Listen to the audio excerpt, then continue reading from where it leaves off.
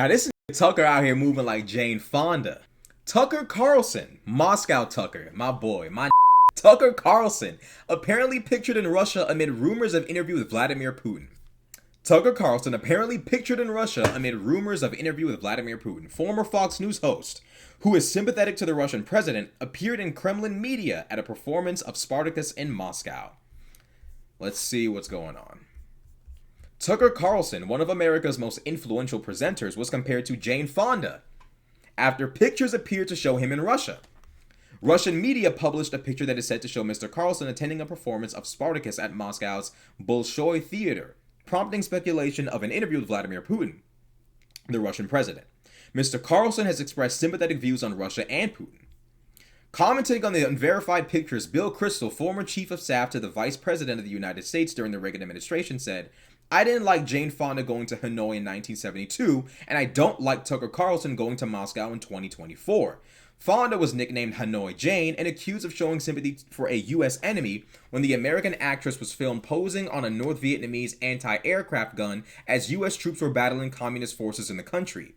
Mr. Kristol suggested a temporary ban on Mr. Carlson re-entering the U.S. He said, "Perhaps we need a total and complete shutdown of Tucker Carlson re-entering the United States until our country's representatives can figure out what is going on." The image of Mr. Carlson alongside another of him allegedly at Istanbul airport on a layover reignited rumors that the political commentator and former Fox News host may be the first Western journalist to interview the Russian president since the Russian invasion of Ukraine. So here we got Tucker at a theater with someone from his camp. Visit follows rumors of Mr. Carlson left being involved with Russian state television. The potential visit also follows rumors of Carlson linking up with Russian state television for a new show. Mr. Carlson is one of the most prominent figures in U.S. media, particularly on the right, and was close to Donald Trump. He is known to be sympathetic to Putin, and any link with Russia will likely worry Democrats at a time when Joe Biden is pushing for more money and weapons to be sent to Ukraine. Tucker Carlson Tonight was the most viewed cable news show in America before it was taken off the air amid a defamation lawsuit in April of 2023.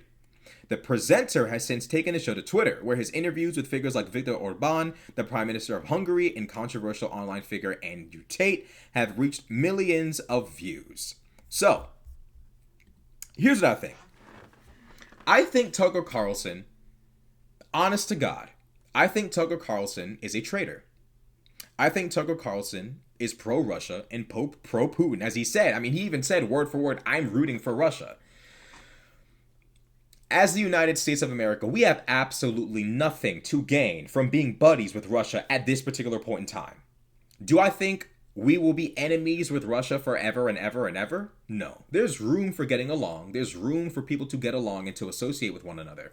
However, I do believe in my mind that it is very much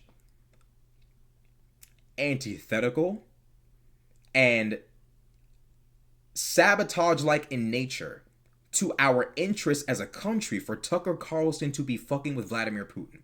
Because if Tucker Carlson paints Vladimir Putin in a sympathetic light, tons of conservative white Americans are going to vote for Donald Trump, who is basically pledging to give Vladimir Putin and Russia a sweetheart deal after their failed invasion of Ukraine. There is nothing sympathetic about Russia. Zero. They started this war. You know, it reminds me, funnily enough, of when Russell Brand sat there and painted Joe Biden and the people in his camp as warmongers for not creating a peace deal for Ukraine. Excuse me. Someone remind me who invaded Ukraine, because it wasn't Zelensky, the president of the fucking country. Someone remind me who exactly invaded Ukraine. It was Vladimir Putin. It was Russia. Why on God's green earth would somehow or another we as the United States reward Russia for invading Ukraine, an America-friendly nation, for one, a buffer state in between the rest of NATO and Russia, a very massive country with massive amounts of grain resource and oil resource? Why would we want Russia to conquer that and also have unfettered access to the Black Sea? They gained that by taking Crimea. Obama allowed them to have that. What, we're supposed to allow Russia to have more and more and more? And don't give me that bullshit of, Iraq, the invasion of Iraq. Stop bringing up George Bush's cowboy foreign policy as an excuse for why the United States should allow Russia to make a win. Explain that. Explain how in the game of geopolitics, because we invaded Iraq, it's cool for Russia to now invade Ukraine for the second time. How? How, Sway? How? Y'all, bro, America gains nothing from appeasing Vladimir Putin. Zero. Zilch. Nada. Nothing. Absolutely nothing. Nothing at all. Stop letting people like Vivek Ramaswamy and Tucker Carlson and Candace Owens fool you into believing America has anything to gain from Vladimir Putin and Russia conquering Ukraine. Vladimir Putin allows the former president of Russia, Dmitry Medvedev, to threaten us with nuclear war over and over and over again. Imagine if Barack Obama kept threatening to blow up Russia every single time Vladimir Putin and his cronies did something that he didn't like. That would be unbecoming of a president, of a former president, but in Russia, that's completely okay. Completely fine. Make it make sense. Russia is not our friend. Russia is not our ally. The problem is conservatives are marching closer and closer toward fascism. Why would we want to be anything like Russia? Why would we want to be like Russia where freedom of speech isn't a thing? Journalists serve prison times over there. Journalists serve time in prison for just reporting the news and having the wrong opinion. Russia's not a free country. Russia is in no way, shape, or form a free country.